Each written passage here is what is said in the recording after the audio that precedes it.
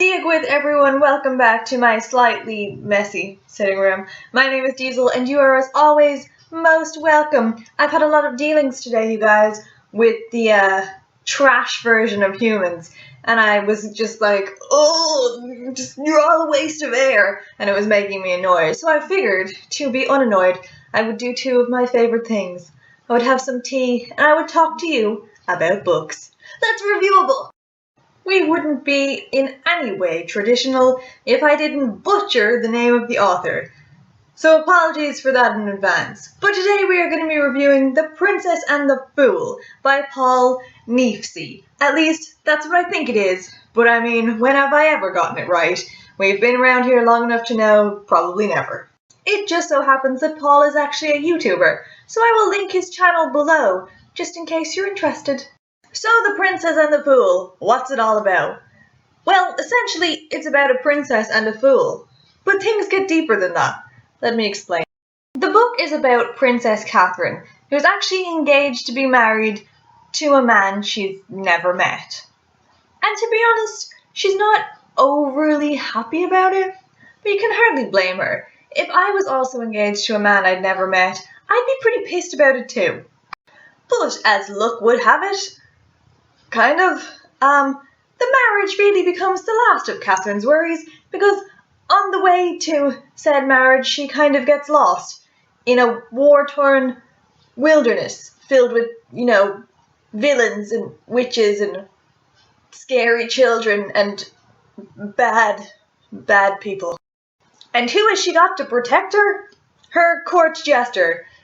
Those people are built for comedy, not fighting, but something is better than nothing.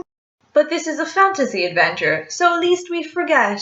In a world like this, nothing is what it seems, including the fool.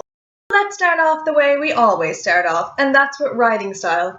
And oh my god, you guys, I fucking loved it.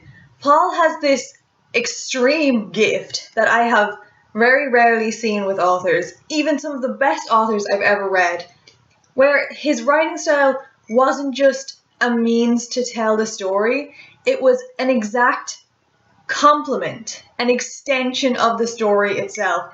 It's done in such a beautiful way. I don't even know how to describe it to you properly. I think you'd have to read it, but I was excited about the writing style. And you guys know, I very rarely get excited about writing style. It was just, there was something really magical about it. The way he worded things, the rhythm in which he wrote, it was just so beautiful. It was like the writing style was a part of the story. It fit the world so beautifully. I just loved it. I just loved it.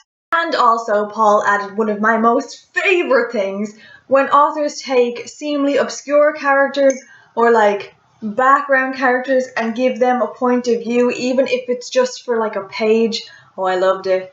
It had me tingling with excitement. Tingling. The cast is epic. Everyone from the main characters to the background characters, they all have their own heart and soul and well thought out personalities, and you can really see that Paul has put a lot of thought into everyone that appears in this book. It feels like nobody appears by chance, that he knew they were there. They were all planned out and had purpose. And it was just fabulous. I loved it. The plot of this book is pretty epic. It's a fantasy adventure, so there's lots of otherworldly things. It reminds me a lot of... what does it remind me of? It has some elements that would be very Lord of the Ring-ish,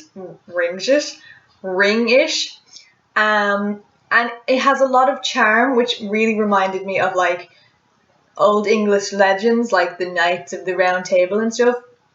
But it's completely its own heart and soul.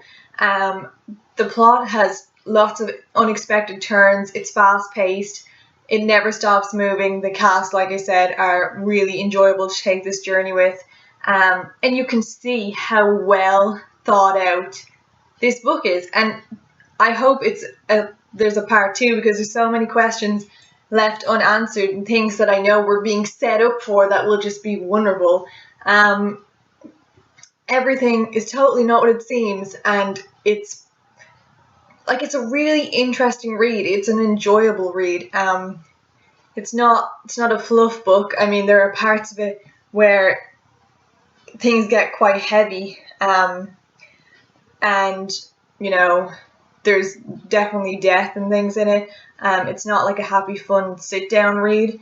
Some parts of it are hilariously funny. Some parts of it are quite dark. It was a book that I was excited to read, though.